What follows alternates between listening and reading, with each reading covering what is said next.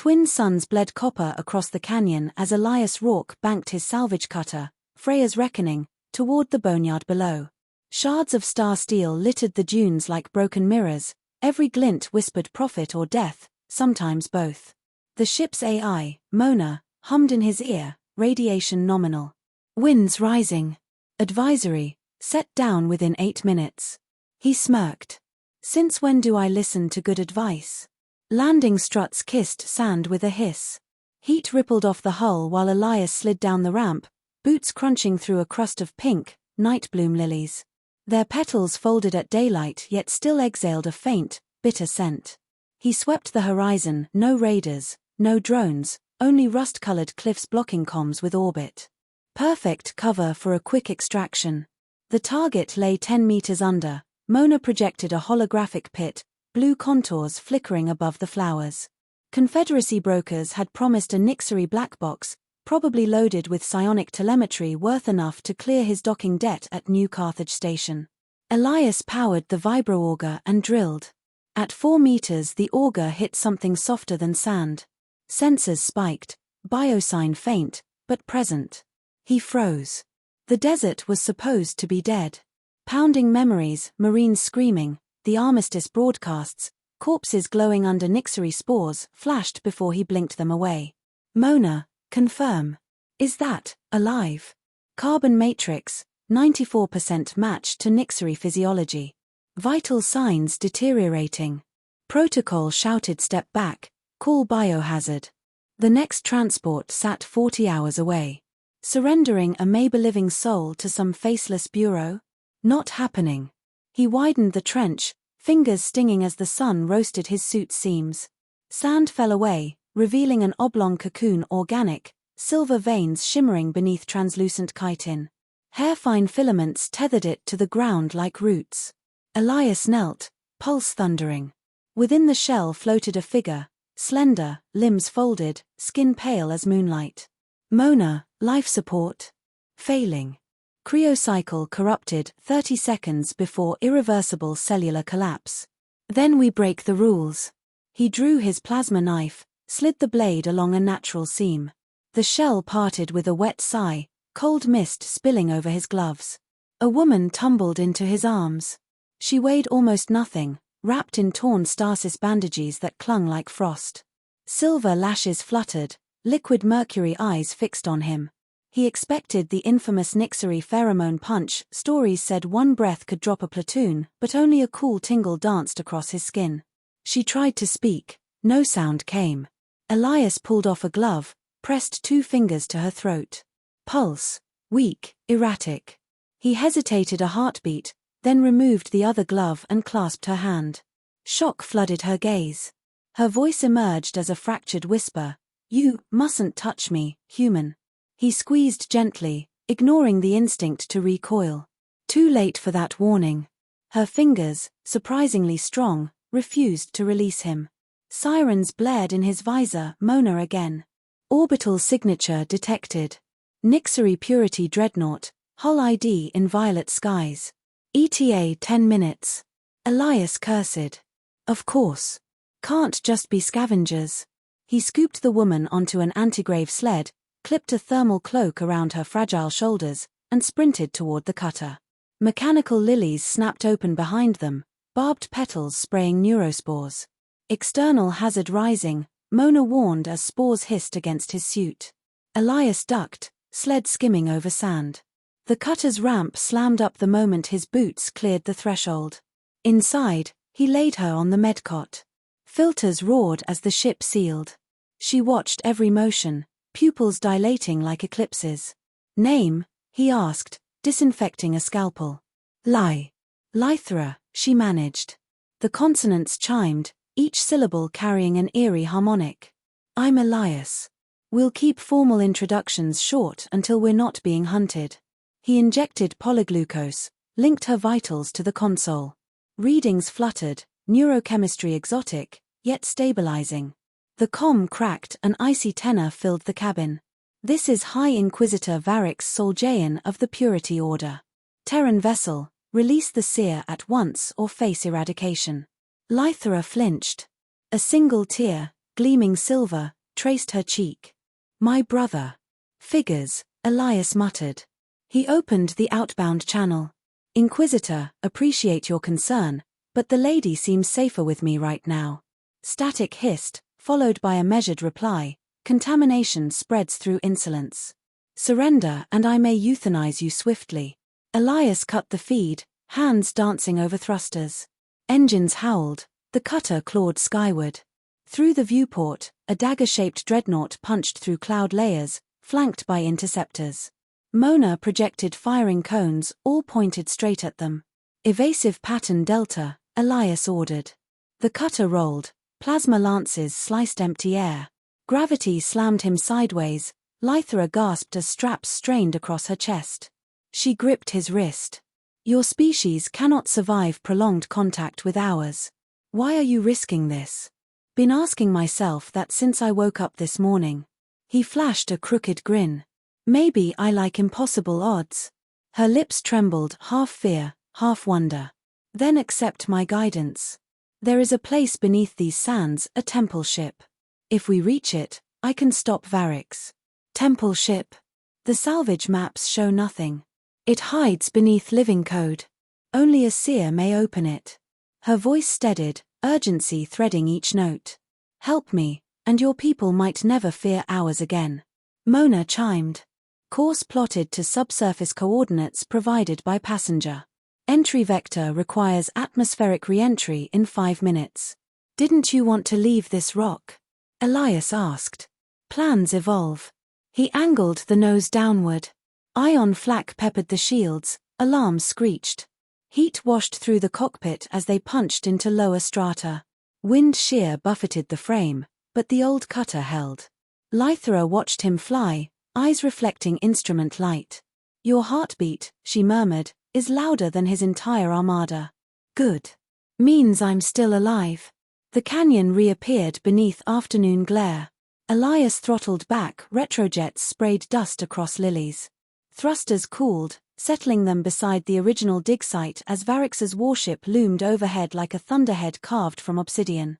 Before stepping out, Elias collected a compact rail carbine and an emergency respirator. He considered gloves, glanced at Lythra's extended hand, and left them behind. They exited together, sun painting bronze along the canyon walls. Comm speakers crackled once more. Varix's voice rolled over rock and flower. Last warning, Terran. Release the seer. Purity must endure. The dreadnought's belly glowed as fusion batteries charged. Elias raised his rifle toward the monolithic hull, a futile gesture, yet satisfying. Purity, impurity sounds like excuses for fear, he muttered, then turned to Lythra.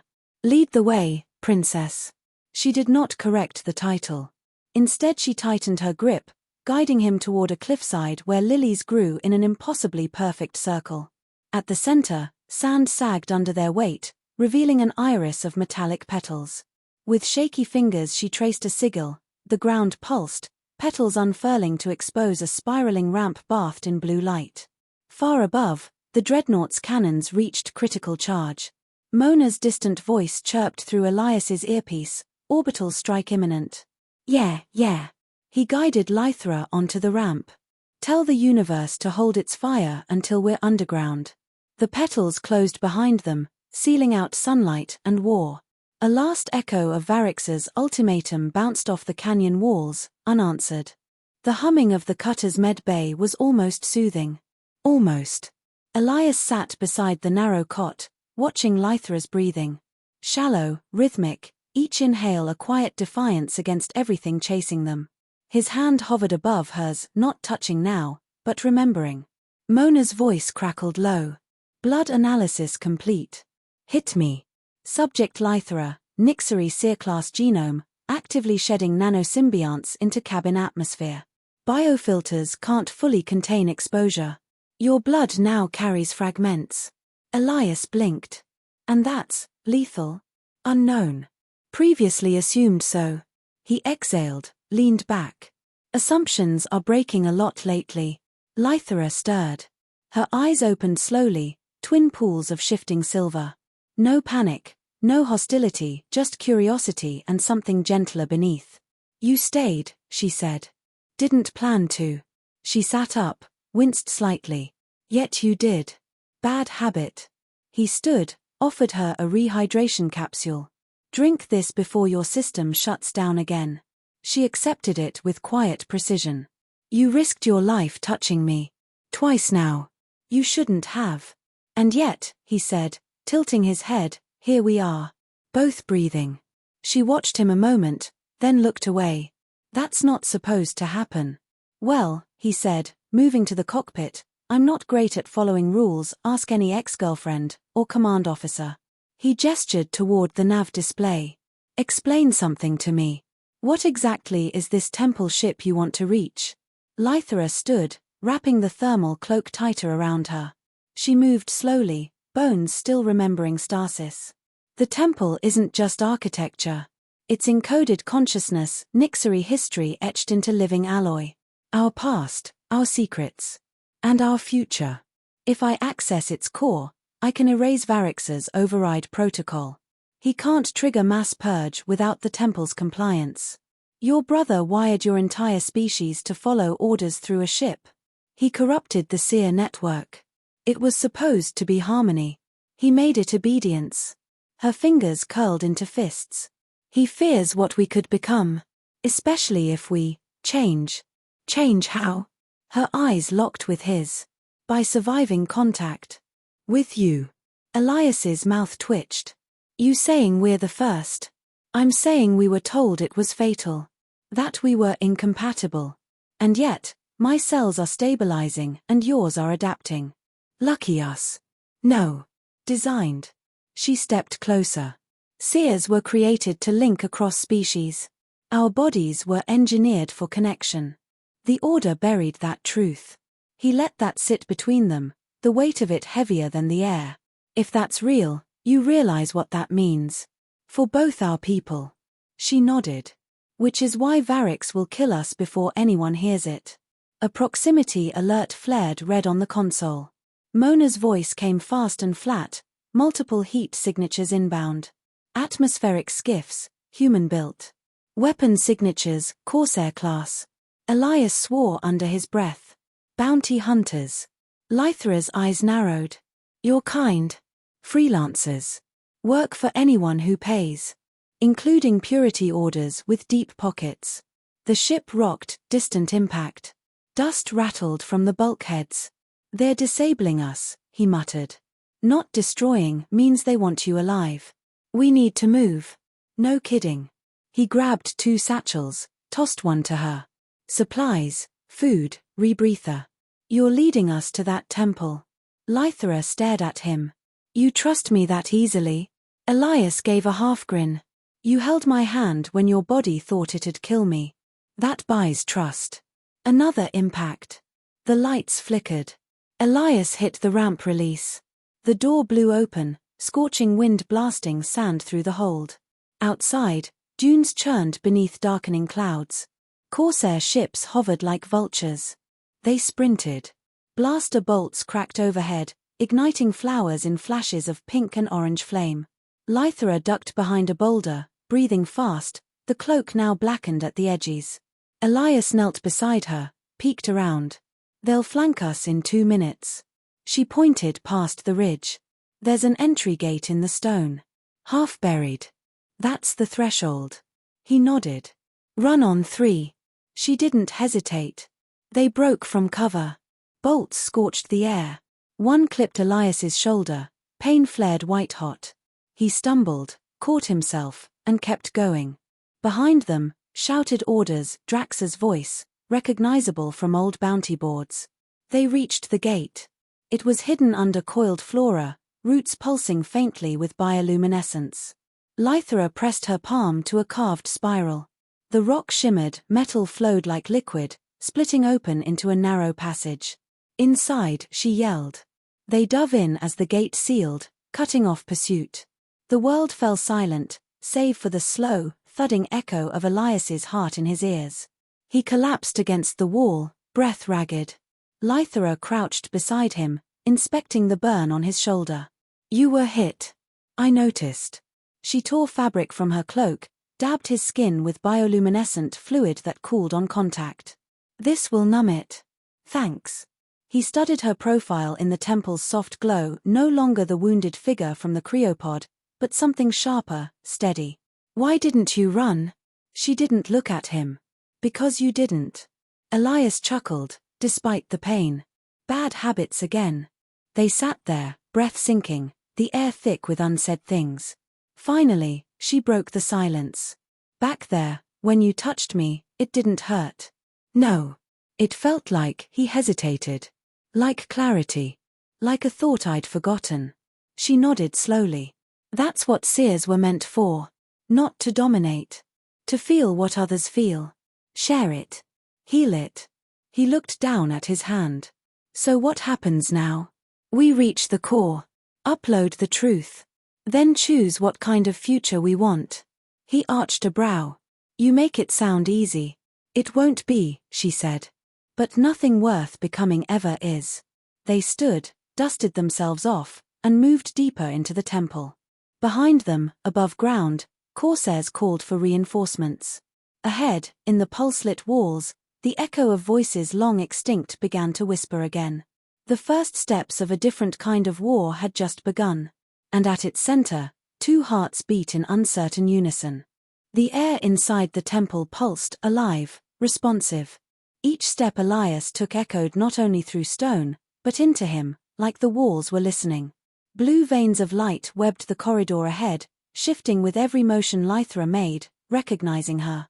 Feels like we're walking through a throat, Elias muttered. This temple doesn't store memory. It remembers in real time, she said, fingers gliding along the wall. It knows who I am. That makes one of us, Elias replied. They reached a chamber carved from living alloy. The walls bent outward like the inside of a flower, metallic petals humming faintly.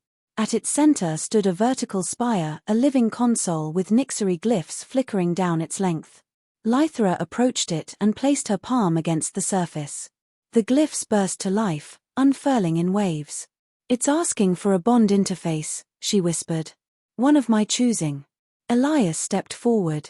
Meaning? It needs a second mind. One not like mine. One, different. She hesitated. Yours. He blinked. That seems like a terrible idea. It's the only way.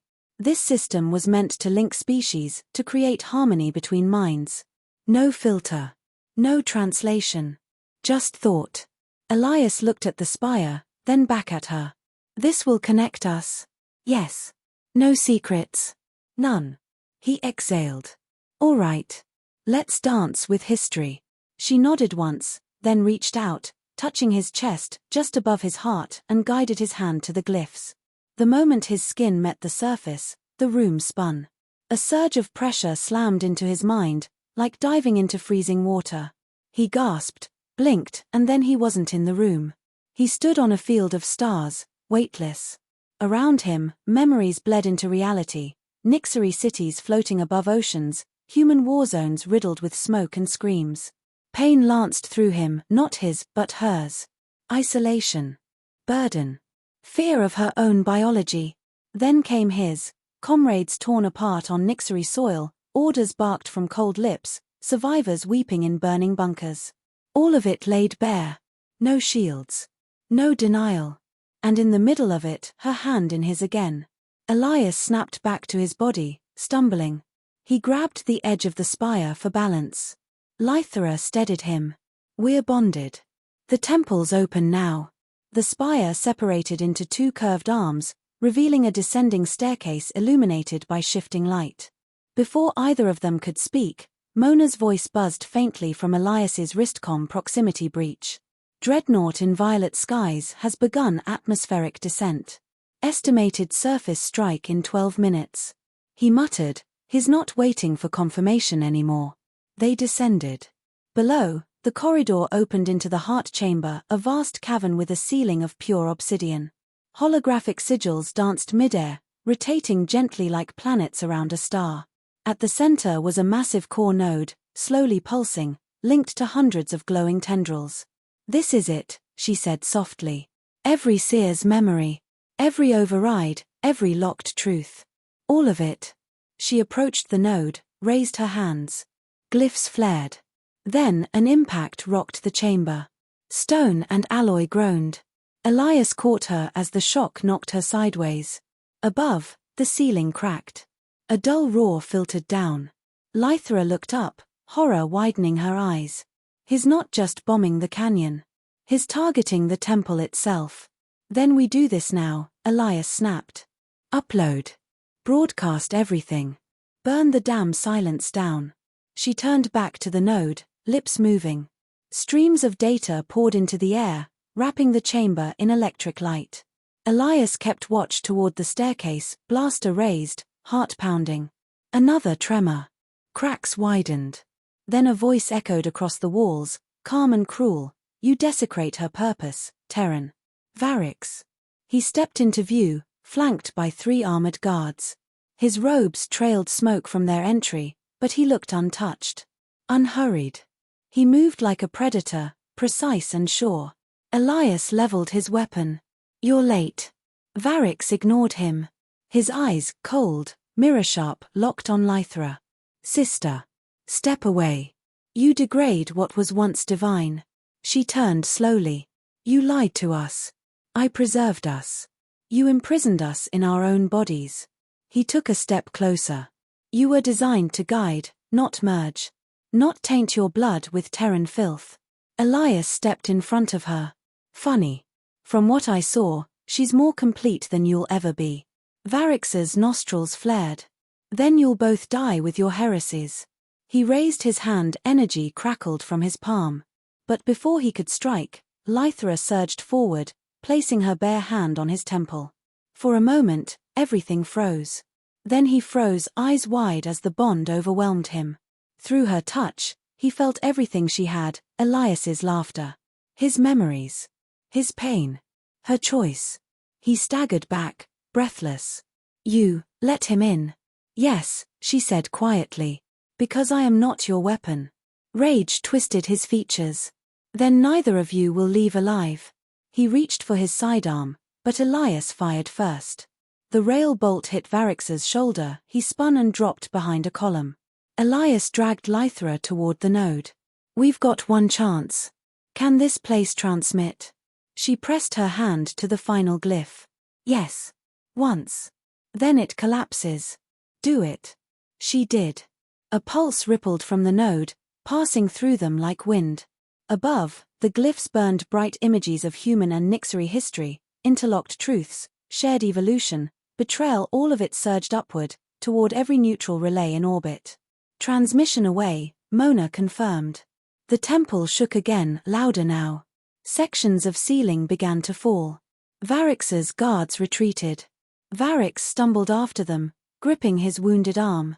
He turned once at the exit, gaze unreadable. We'll see how long your truth survives in the dark, he said, and vanished. Elias grabbed Lythra's hand. Let's move. They ran, dodging falling stone, sprinting up the spiral as the temple groaned under the weight of collapse. Light flared, dimmed, then flared again. A final breath before extinction. They burst through the outer gate as the temple crumbled behind them, petals folding one last time. The silence that followed was total. Then the horizon split with fire as the dreadnought detonated its surface payload too late.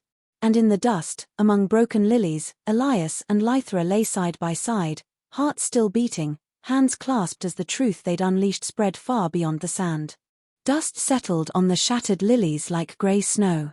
Elias tasted copper, pushed himself upright, and checked Lythra. Her pulse fluttered but held.